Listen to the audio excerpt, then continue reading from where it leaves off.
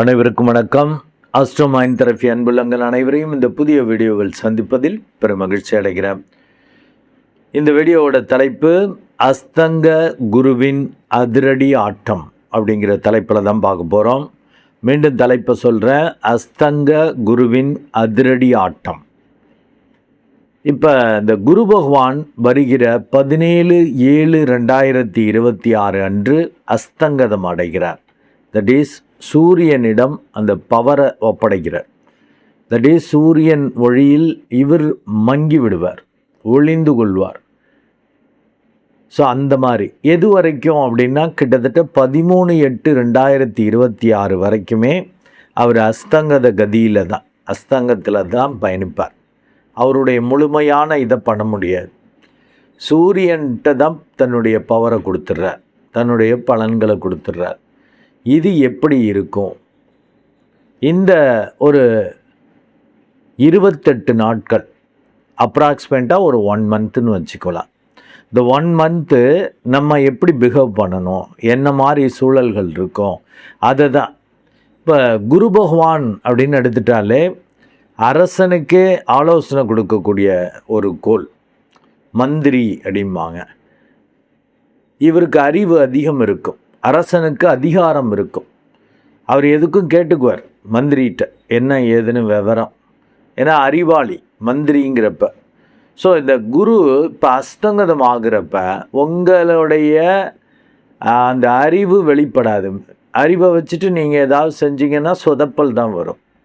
எனக்கு தெரியும், எனக்கு எவ்வளோ பெரிய அனுபவம், எனக்கு என்ன எவ்வளோ படிச்சிருக்கேன், மேலதிகாரி கொஞ்சம் படிக்காமல் இருக்காருன்னு வச்சுக்கோங்க, நான் எவ்வளோ படிச்சிருக்கேன், அந்த பையனுக்கு என்ன தெரியும், அப்படி இப்படிங்கிற மாதிரி ஒரு துணியில் இந்த ஒரு அப்ராக்சிமேட்டாக 1 மந்த்து, அதாவது 17/7/2026 முதல் 13/8/2026 வரைக்கும் இந்த 12 ராசிக்காரர்களும் அப்படி அலட்சியமாக பிஹேவ் பண்ணிங்கன்னு வச்சுக்கோங்க, வம்பு.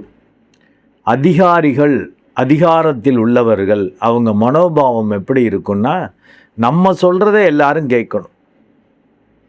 அவங்க நான் விளக்கம் கேட்டால் தான் நீங்கள் விளக்கம் கொடுக்கணும், நான் உங்கள்கிட்ட ஆலோசனை கேட்டால் தான் ஆலோசனை கொடுக்கணும்.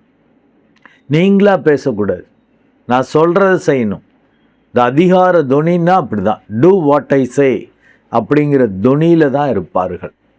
இப்போ சூரியன்ட்டு அந்த குரு பகவான் அஸ்தங்கதம் ஆகிறப்ப உங்களுக்கு மேலே உள்ளவர்கள், அது வயதில் பெரிய ஆளாக இருக்கலாம், தந்தை போன்று உள்ளவர்கள், அரசியல்வாதிகள், அதிகாரிகள், அதிகாரத்தில் உள்ளவர்கள், அவங்கள்டெல்லாம் சற்று விழிப்புணர்வோடு இப்போ பிஹேவ் பண்ணணும். குரு உச்சமாக இருக்கிறது அப்படின்னாக்கா எல்லாம் எனக்கு தெரியுங்கிற தன்மை அந்தந்த ராசிக்காரர்களுக்கு ஏற்படும். ஏன்னா குரு உச்சமாக இருக்கிறப்ப இப்போ பிறக்கக்கூடிய குழந்தைக்கு பார்த்திங்கன்னாக்கா அறிவு அதிகமாக இருக்கும். அது பாவகப்படி எந்த துறையில் எதை மாதிரி விஷயங்களில் அறிவு அது செலுத்தும், அறிவு அதிகமாக இருக்குங்கிறது இப்போ பிறக்கிறப்ப என்ன லக்னத்தில் பிறக்குதுங்கிறது பார்த்து செய்யணும். பொதுவில் இந்த குரு பகவான் உச்சமாக இருக்கும் பொழுது அறிவு மேலோங்கி இருக்கும், ஒரு விஷயத்தில் டீப்பாக போகக்கூடிய தன்மை இருக்கும். அதனால் இப்போ பிறக்கக்கூடிய குழந்தைங்க பயங்கர அறிவாளியாக பிறப்பாங்க. அது ப்ராப்பராக குருவுக்கு ஒத்து வரக்கூடிய லக்னங்களாக சூஸ் பண்ணிட்டாக்கா சூப்பராக இருக்கும் குழந்தை பிறக்கிறது, இந்த சிசேரியன் மாதிரி பண்ணுறதுக்கு. ஸோ அந்த லக்னத்துக்கு குருக்கு ஒத்து வர லக்னம் அப்படின்னா தான் எஃபெக்டிவாக இருக்கும். இப்போ குரு பொதுவில் உச்சமாக இருப்பது அறிவு மேலோங்கி இருக்கக்கூடிய தன்மை. ஆனால் இப்போ 17/7/2026 சூரியன் இடப்பெயர்ச்சி ஆகி அங்கே வந்து குருவோட அந்த அறிவை மழுங்கடிப்பார். உனக்கு எல்லாம் தெரியட்டும், நான் சொல்கிறது செய்ய, இதை ஒண்டி செய்ய, தேவையில்லாமல் பேசாத, எக்ஸ்ட்ரா செய்யாத அப்படின்னு மேலே உள்ளவங்க, நான் சொன்ன மாதிரி வயசில் பெரிய ஆள், தந்தை போன்று உள்ளவங்க, அவங்கெல்லாம் உங்களை அதிகாரிகள், அவங்கெல்லாம் டைரக்ஷன் கொடுப்பாங்க. நீங்கள் இல்லை இதுதான் கரெக்டு, எனக்கு தெரியும் அப்படின்னு எதிர்த்து பேசிக்கிட்டு இது பண்ணால் அது அதிகாரிகளுக்கு பிடிக்காது, மேலே உள்ளவங்களுக்கு பிடிக்காது. இப்போ தந்தை போன்று உள்ளவர்கள், அரசியல்வாதிகள், அவங்கள்ட்ட போய் எதிர்த்து பேசுனீங்கன்னாக்கா அவங்களுக்கு கோபம் வரும். நீங்கள் சொல்கிறது ரைட்டாகவே இருந்தால் கூட ஒரு மேலதிகாரி ஒரு விஷயத்தை சொல்கிறாரு அப்படின்னா ஃபஸ்ட் எடுத்ததும் ஒபே த ஆர்டர் தான். நீங்கள் நான் சொல்கிறத நீங்கள் கேட்டுருந்தோம்.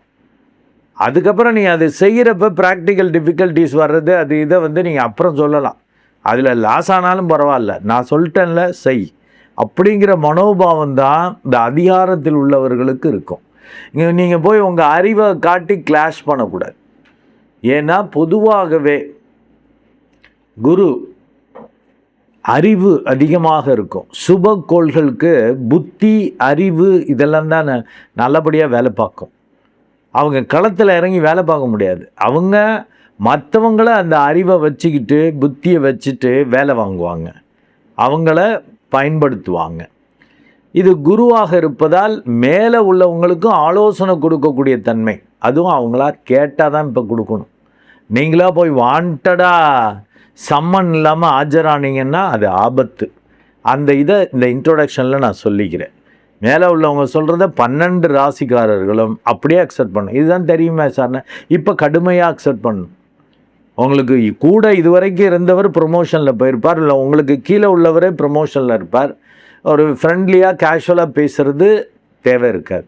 அது தேவையில்லாமல் மறைமுக வில்லங்கங்கள் பிரச்சனைகளை ஏற்படுத்தும்.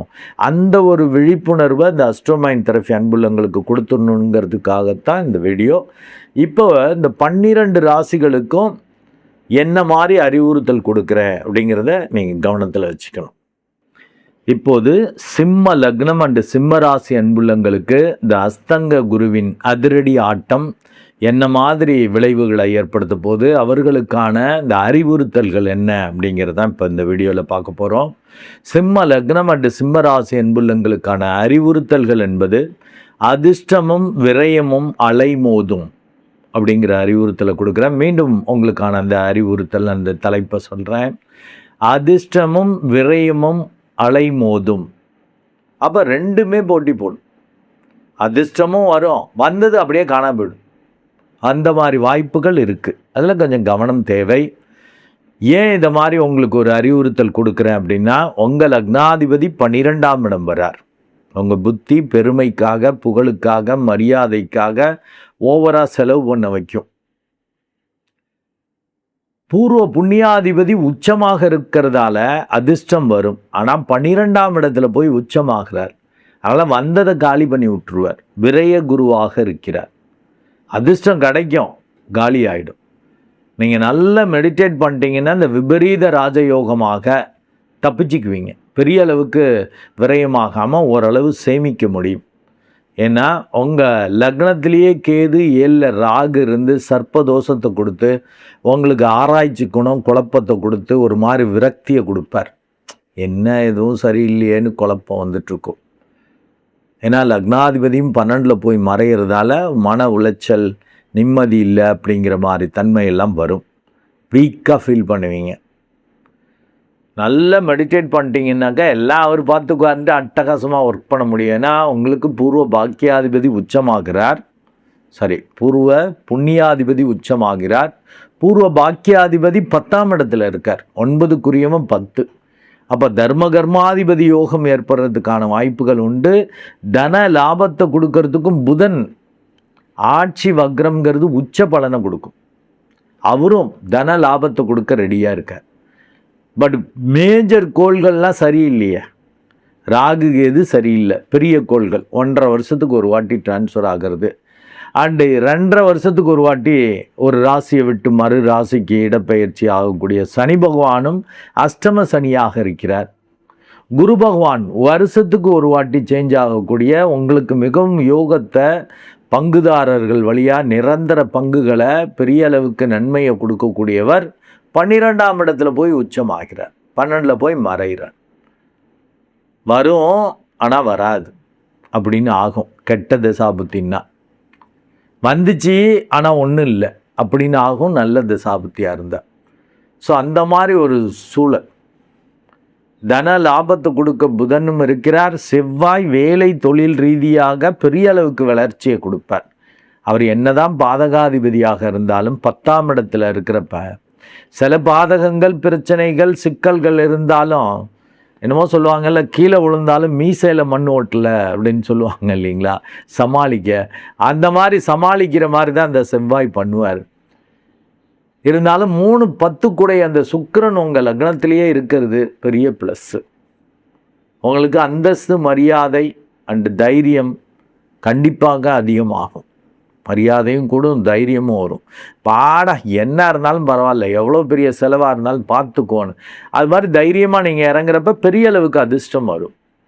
அதனால தான் அதிர்ஷ்டமும் விரயமும் அலைமோதும் அப்படின்ட்டு. நல்லா மெடிடேட் பண்ணிக்கோங்க. காசு பணத்தை கொடுக்கறதுக்கு குரு பகவானும் புதனும் சுக்கிரனும் பக்கமாக வேலை பார்க்குறார். கெடுக்கிறதுக்கு ராகு கேது சனி பகவான். குருவும் கெடுப்பார், கொடுத்து கெடுத்து விடுவார். அண்டு செவ்வாய் ஓரளவு நடுப்புற. மெடிடேட் பண்ணிட்டீங்கன்னு வச்சுக்கோங்க, பக்காவாக இருக்கும். பூர்வ பாக்கியம் வேலை பார்க்கும், இறுதி வெற்றிங்கிறது இருக்கும்.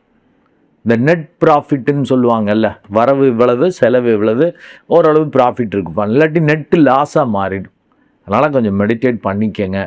உங்கள் லக்னத்திலேயே கேது அண்டு சுக்கிரன் இணைந்திருப்பது எதிர்பாலினர் வகையில் ஒருவித விழிப்புணர்வு தேவை. இல்லாட்டி கேது வேலையை காட்டிடுவார். இந்த அழகு கவர்ச்சி காட்டி உங்களை கெடுக்கிறதுக்கான வாய்ப்பு எதிர்பாலினர் வகையிலும் வரும். உங்கள் முயற்சிகளிலும் தொழிலையும் வித்தியாசமாக ஏதாவது காட்டி கெடுக்க பார்ப்பாங்க. ஏன்னா நிறைய வருவாய் வர்றதை எப்படி கெடுக்கும்? பேராசையை தூண்டி ஒரு கெடுக்கிறது. இல்லாட்டி வித்தியாசமாக, அதான் பேராசையை தூண்டுற மாதிரி தான் இவ்வளவு வட்டி தரும், நீங்கள் இவ்வளவு ரூபா போட்டிங்கன்னா இவ்வளவு கொடுப்போம், ஏதாவதெல்லாம் ஸ்கீம் மாதிரிலாம் ஏதாவது சொல்லி அப்படியே இருக்கிறத காலி பண்ணிட்டு போயிடுவாங்க. நல்லா மெடிடேட் பண்ணிங்கன்னாக்கா அதிலெல்லாம் விழமாட்டீங்க. நிதானம் இருக்கும். இதெல்லாம் பாசிபிளா, இது மாதிரி விஷயங்களை நம்ம செய்யக்கூடாது. அதிக வட்டி கொடுக்குறாங்கன்னு சொல்லிட்டு தானே ப்ரைவேட் இதில் நிதி நிறுவனத்தில் போட்டுட்டு கஷ்டப்படுவாங்க. இல்லாட்டி இந்த கோடிக்கணக்கில் இது பண்ணோம், இந்த என்னமோ இரிடிஎம் என்னென்னமோலாம் சொல்கிறாங்களே, மல்டி எம்எல்எம், இந்த மாதிரி விஷயம்லாம் வந்து சேரும். இப்படி கொடுத்தீங்க, நீங்கள் இப்படி சேர்த்து விட்டிங்கன்னா இப்படி வரும், அப்படி வரும், அப்படி ஆகும் இப்படி ஆகணும், அதெல்லாம் சிக்கலா. அந்த மாதிரி விஷயங்கள், அந்த மாதிரி முயற்சிகள், அந்த அழகு கவர்ச்சியாக இருக்கக்கூடிய விஷயங்களில் நீங்கள் வீழ்வீங்க. உங்களுக்கு மரியாதை குறைவை ஏற்படுத்தினோம், விரக்தி ஆகிற மாதிரி ஆகும். ஏன்னா வரக்கூடிய ஆள் ஒழுங்கற்ற ஆளாக, சிக்கல் பிடிச்ச ஆளாக தான் அந்த கேது அழைச்சிட்டு வருவார். ஏன்னா லக்னத்திலே கேது இருக்கார் இல்லைங்களா. நல்லா மெடிடேட் பண்ணிட்டீங்கன்னா தப்பிச்சுக்குவீங்க. இல்லைன்னா ராகு கேதுவும் சனி பகவானும் உங்களுக்கு புதன் கொடுக்கறத, குரு கொடுக்கறத டோட்டலாக காலி பண்ணிடுவார். ஏன்னா லக்னாதிபதியும் 12 இருக்கு இல்லையா, நீங்களும் தைரியமாக பெருமைக்காக அத்தனையும் காலி பண்ணிடுவீங்க. வந்துச்சு ஆனால் ஒன்றும் இல்லைங்கிற மாதிரி ஆகிடும். தயவு செய்து மெடிடேட் பண்ணிக்கங்க. ஒரு விழிப்புணர்வு வரும். அதிர்ஷ்டத்தை சரியாக பயன்படுத்திக்குவீங்க. பெரிய அளவுக்கு முரண்பாடுகள், ராகு கேதுன்னா பார்ட்னரை கெடுத்து விடும். லைஃப் பார்ட்னரை கெடுக்கும், பிஸ்னஸ் பார்ட்னரை கெடுக்கும். அவங்கள்ட்ட பிரச்சனை வராதபடி, கெடுக்காதபடி பார்த்துக்கணும். குடும்பம் கெடாதபடி, நெருங்கிய நட்புகள், பிஸ்னஸ் பார்ட்னர்ஸ் கெடாதபடி பார்த்துக்கணும். முறையாக பங்கு கொடுக்குறாங்களா? ஏன்னா சனி பகவானும் கெடுப்பார், அஷ்டம சனியாக, அதுவும் 7ஆம் இடத்ததிபதியாக போகிறதால. பட் 6 குடையவன் 8ல் இருக்கிறப்ப விபரீத ராஜயோகம் நீங்கள் மெடிடேட் பண்ணால் நினைக்கும். பட் நீங்கள் கொஞ்சம் வலிமையான ஆள், ஸ்ட்ராங்கான ஆள். ஏன்னா சூரியன்கிறப்ப ஒரு திமிரு, ஒரு அதிகார துணி, ஒரு ஒரு மெஜஸ்டிக் இருக்கும், ஒரு தேஜஸ் இருக்கும். அப்போ உங்களால் இறங்க முடியாது. என்ன அப்படி போகிறான்னா, ஒருத்தவங்க தப்பாக நினச்சிக்கிட்டு விலகி போகிறான்னா இங்கே இறங்கி பேசணும். அதெல்லாம் கடகம் பேசும் அன்பா, சுக்கிரன் பேசும் நடித்து, பிஸ்னஸ் பீப்புள். சூரியன் அப்படி பண்ணாது. என்ன இப்படி போகிறான், போட்டோம் வேணா, அவனுக்கு தெரிஞ்சது அவ்வளோதான், அவனை இல்லாட்டி நம்மளை மதிக்கலையா, அவன் போட்டோம், அவனையா நம்ம மதிக்கணும், அப்படிலாம் ஈகோ பார்த்துட்டு ஒரு அதிகார துணியில் நீங்களே கெடுக்கிறது. அவங்களே போனாலும் நீங்கள் இறங்கி அதை ஓகே பண்ணுற மாதிரி பண்ண முடியாதபடி இருக்கும். தயவுசெய்து மெடிடேட் பண்ணிக்கங்க. மெடிடேட் பண்ணிட்டீங்க அப்படின்னா 9க்குரிய அந்த செவ்வாய் அதிரடி வெற்றியை கொடுப்பார். பெரிய அளவுக்கு சொத்து சுகம் சொந்த பந்தங்கள் வழியாலாம் பெரிய அளவுக்கு சப்போர்ட் வளர்ச்சி இருக்கும். கூட இருக்கிறவங்களும் நல்ல சப்போர்ட், அவங்க வழியாக பங்குகள் கிடைக்கிற மாதிரி வரும். மெடிடேட் பண்ணல, ஈகோவாக பிஹேவ் பண்ணிங்க, கெடுத்துருவீங்க. நல்ல தசாபுத்தி இருந்தால் நான் சொல்கிறத கேட்டுருவீங்க. இப்போ கெட்ட தசாபுத்தின்னா பண்ண மாட்டீங்க.